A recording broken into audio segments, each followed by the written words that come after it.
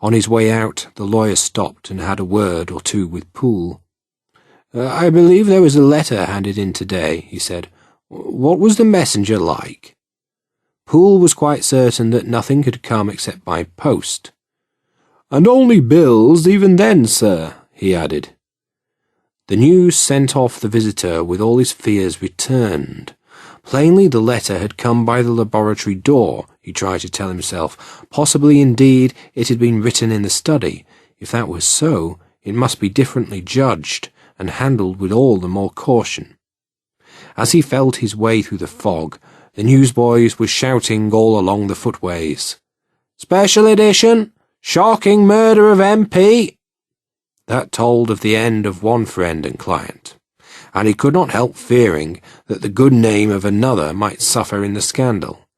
It was, at the least, a difficult decision that he had to make, and he began to feel a strong desire for advice, which was not his way at all.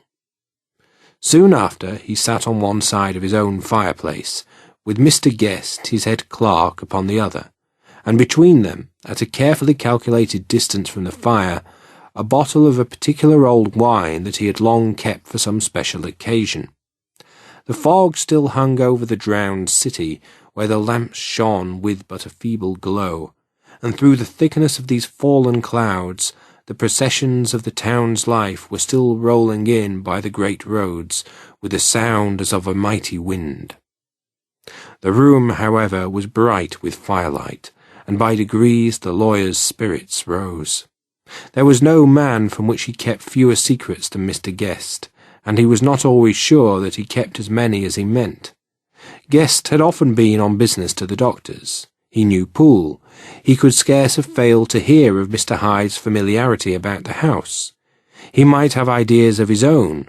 Was it not right, then, that he should see a letter which put the mystery to rights, as far as Dr. Jekyll was concerned? Also, and above all, since Guest was a great student and critic of handwriting, he would consider the step a natural one. The clerk, besides, was a man of wise counsel. He would scarce read so strange a document without dropping a remark, and by that remark Mr. Utterson might shape his future course.